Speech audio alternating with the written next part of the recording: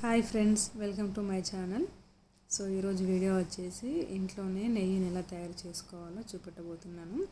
So almost అందరికి తెలిసే ఉంటుంది, బట్ తెలియని వాళ్ళ కోసం ఈ వీడియో అండి. ముందుగా పాలను కాచి ఫ్రిడ్జ్లో పెట్టుకోవాలి. సో ఒక నైట్ అంతా ఫ్రిడ్జ్లో పెట్టుకుంటే ఇలా మీగడంతా పైకి వచ్చేస్తుంది, థిక్గా ఫామ్ అవుతుందండి. సో ఇలా ఫామ్ అయిన అట్టుని తీసి ఒక గిన్నెలో వేసుకోవాలి. సో చూస్తున్నారు కదా, నేను ఇక్కడ ఒక 15-16 డేస్ది అలా కలెక్ట్ చేసి బాక్స్లో పెట్టాను. సో ఇలా మీగడ అంతటిని తీసి గిన్నెలో వేసుకోవాలి. సో పాలని ఫ్రిడ్జ్లో పెట్టుకోవాలండి. కాచిన తర్వాత ఫ్రిడ్జ్లో పెట్టుకుంటే మీగడంతా పైకి వచ్చేస్తుందండి. సో బయట ఉంచినట్టయితే ఇలా మీగడ రాదు.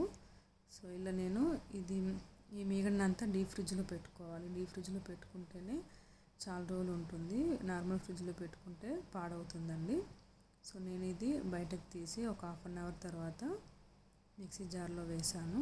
అలాగే కొద్దిగా వామ్ వాటర్ వేయాలండి. వేసి మిక్సీ గిన్నెలు వేసి మిక్సీ పట్టుకోవాలి. సో చూసారు కదా, ఇలా ఒక 2 మినిట్స్కి మీగడంతా వచ్చేసింది. సో ఇలా మీగడలో ఉన్న వాటర్ అంతా పోయేలాగా చేత్తో ఇట్లా మెదుపాలండి.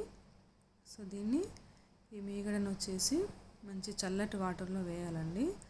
చాలా చల్లటి వాటర్లో వేయాలి. సో నేనైతే ఒక 15 మినిట్స్ డీప్ ఫ్రిడ్జ్లో ఉంచిన వాటర్లో వేసాను. అలా అయితే మీగడలో ఉన్న వాటర్ అంతా బయటకు వెళ్ళిపోతుంది. సో చూస్తున్నారు కదా, ఇలా ఒక 5 మినిట్స్ దాకా మీగడని మంచిగా వాష్ చేసుకోవాలి. సో ఇలా వాష్ చేసుకున్న తర్వాత ఒక గిన్నెలోకి తీసుకోవాలండి.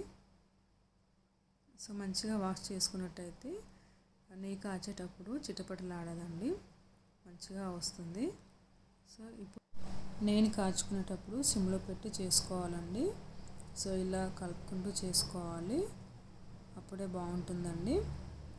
సో చూస్తున్నారు కదా, ఇలా ఒక 10 మినిట్స్ 15 మినిట్స్ దాకా చేసుకోవాలి. సో నేను చేసింది ఆవు నెయ్యి అండి. సో అందుకే మీకు ఎల్లో కలర్లో ఉంటుంది. అదే గేదె నెయ్యి అయితే వైట్ కలర్లో ఉంటుందండి. సో చూస్తున్నారు కదా, ఇలా వైట్ బబుల్స్ అన్నీ కరిగిపోయేలాగా చేసుకోవాలి. అది కొద్దిగా బ్రౌన్ కలర్ రాగానే స్టవ్ ఆఫ్ చేసుకోవాలండి. సో చూస్తున్నారు కదా వీడియోలో, ఇలా కొద్దిగా బ్రౌన్ కలర్ రాగానే నేను స్టవ్ ఆఫ్ చేశాను. సో ఆ వేడికంతా అది బ్లాక్ కలర్లో అయిపోతుంది. సో ఇలా స్టవ్ ఆఫ్ చేసుకొని చల్లారనివ్వాలండి. ఒక 10 మినిట్స్ అలా చల్లారిన తర్వాత ఒక స్టీల్ గిన్నెలో కానీ గాజు సీసాలో కానీ వేసుకోవాలి. ఒక స్ట్రైనర్ తీసుకొని ఇలా వడకట్టుకోవాలండి. సో ఇంతే అండి, నెయ్యిని ఎలా చేసుకోవాలో చూసారు కదా. సో ఇది ఆవు నెయ్యి అండి, చాలా బాగుంటుంది. డైరెక్ట్గా తిన్నా లేదంటే రెసిపీలో వేసుకున్నా చాలా బాగుంటుంది. సో మీకు కనుక ఈ వీడియో నచ్చినట్టయితే లైక్ చేయండి, షేర్ చేయండి, సబ్స్క్రైబ్ చేయండి. So okay friends, bye.